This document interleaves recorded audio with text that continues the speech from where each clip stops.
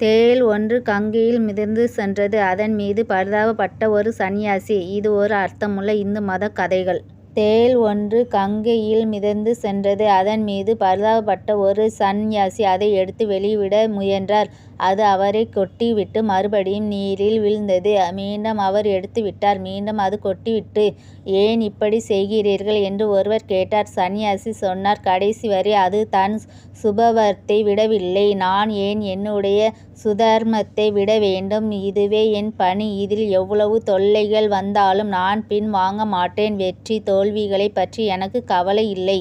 இதுவே என் கடமை. இவைதான் சரியானவை என்று சில நியதிகளை நான் வகுத்து கொண்டு விட்டேன். அந்த பாதையில் முன்னேறுவதே என் லட்சியம். யார் எவ்வளவு அழிந்தார்கள் என்பது பற்றி, உயர்ந்தவர்கள் என்பது பற்றி நான் ஏன் கவலைப்பட வேண்டும்? இதுவே என் சுதர்மம். பகவத்கீதையில் கர்மயோகம் சுதர்மத்தை வலியுறுத்துகிறது. கர்மத்தை செய், பலனை என்னிடம் ஒப்படைத்து விடு என்பது இங்கே தான் சொல்லப்படுகிறது. உண்மைதான். நன்மை செய்பவன் என்று தீர்மானித்து விட்டால் நன்றி கெட்டவனுக்கு கூட அதை செய்வதுதான் துர்மம். உதவி வரைதான் உதவி செய்யப்படுவார். சல்பின் வரைந்து என்றான் வள்ளுவன். ஏதோ உதவி செய்ய வேண்டும் என்று நீ எல்லோருக்கும் செய்து விடாதே. யாருக்கு செய்கிறோம் என்பது முக்கியம் என்றான் அவன். அதாவது நன்றியுள்ளவனுக்கு, உண்மையாகவே தேவைப்படுகிறவனுக்கு செய்யப்பட வேண்டும் என்பது அவன் கருத்து.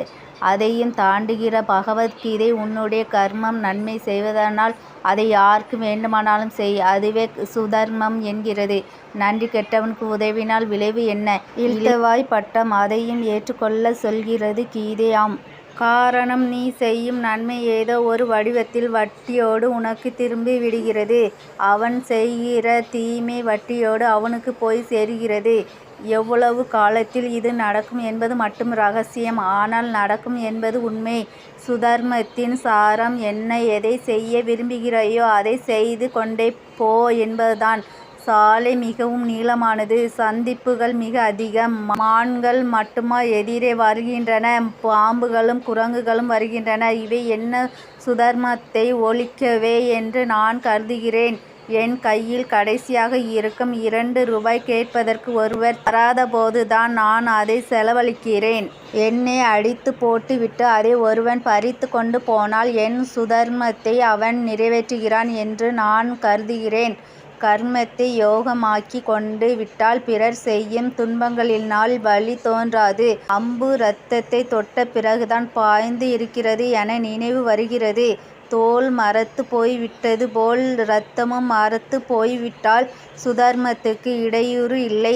செய்யும் கர்மங்கள் ஜாம் ஜாம் என்று தொடங்குகின்றன. மனிதன் செய்யும் கர்மம் அவன் மரணத்தில் தான் முடிய வேண்டும். அவன் கர்மம் முடிந்த பிறகுதான் பிறர் அவனுக்கு கர்மம் செய்கிறார்கள். மனிதன் தன் வாயமற்ற பிறகே பிறரது கர்மத்தை எதிர்பார்க்க வேண்டும் என்பது அதன் நோக்கம். உன் கர்மத்தில் நீ பிறருக்கு பால் ஊற்றிவிட்டாலும் பிறர் உனக்கு செய்யும் கர்மத்தில் பால் ஊற்றுகிறார்கள். எல்லாம் நீயும் ஊற்றியிருப்பாய் என்ற நம்பிக்கையில்தான். மனைவி மகாலட்சுமியாக இல்லை என்பதற்காக நீ அவளுக்கு செய்ய வேண்டிய கர்மத்தில் இருந்து பின்வாங்க முடியாது. நண்பன் நன்றி கெட்டவன் என்பதற்காக நீ உன் சுதர்மத்தை விட்டுவிடக்கூடாது.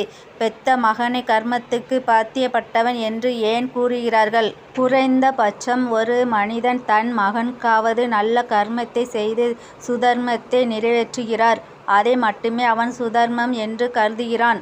இது கடைசி பட்சமான சுதர்மம். வேறு ஒன்றுமே செய்ய முடியாத சராசரி மனிதனுக்கு அது கூட போதுமானது. அவனைப் போலவே அவன் மகனும் தன் தகப்பனுக்கு கர்மத்தை செய்து சுதர்மத்தை நிறைவேற்றுகிறான். அப்படி செய்த பிள்ளைகளுக்கு உண்டு அவை பூர்வ ஜென்மத்தின் பாவ சின்னங்கள். விளைவு எதுவாக வேண்டுமானாலும் இருக்கட்டும்.